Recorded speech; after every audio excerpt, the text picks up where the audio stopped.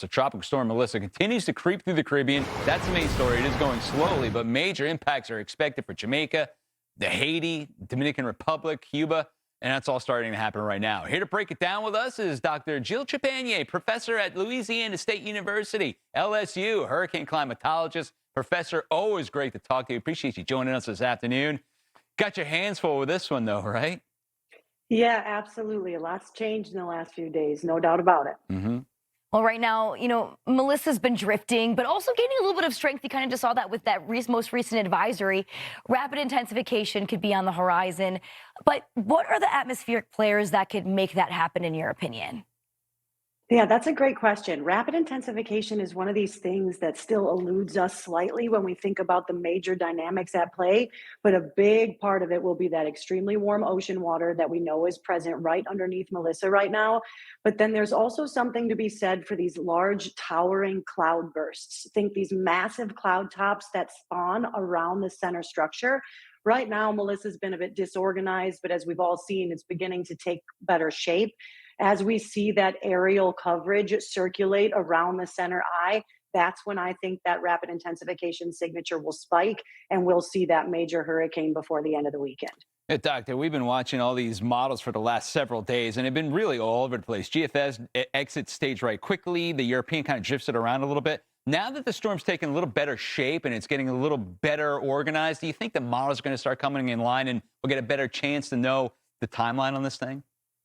Yes, absolutely. One of the problems with models or any of this level of prediction is it takes a bit of that organization and that eye wall structure to form before the models tend to start to agree. And this one, because it's stalled and sitting in this spot and is a bit or was a bit disorganized before, the models have been in really impressive disagreement, which is unfortunate.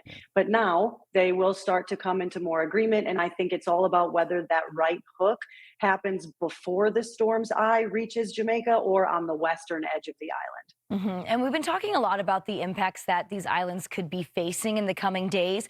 I guess, in your opinion, what's the best case scenario for the Caribbean right now? The best case scenario is that that right hook is before the eye wall actually reaches the say eastern edge of Jamaica, and it would traverse between the major island land masses and it field shear from off of that land space. But unfortunately, that's looking a bit less and less likely.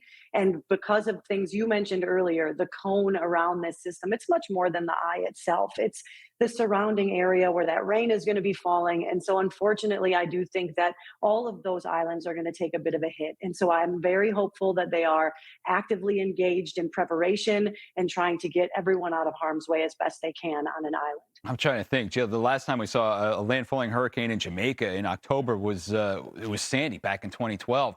Do you think this is the worst case scenario for Jamaica right now? The fact that it kind of arcs around it.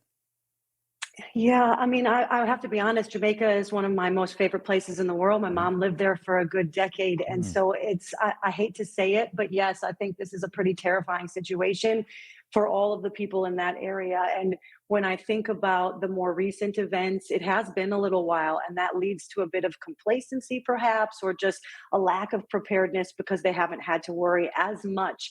But we've recently published a paper that showed October storms in the Caribbean do stall a little bit more frequently than others. So it is an interesting storm that we are seeing, and my heart is certainly with those folks in the Caribbean. Yeah, absolutely. Well put indeed. Dr. Jill Trepanier from LSU. But just, I always have to say, go Tigers for you this weekend. Go Tigers.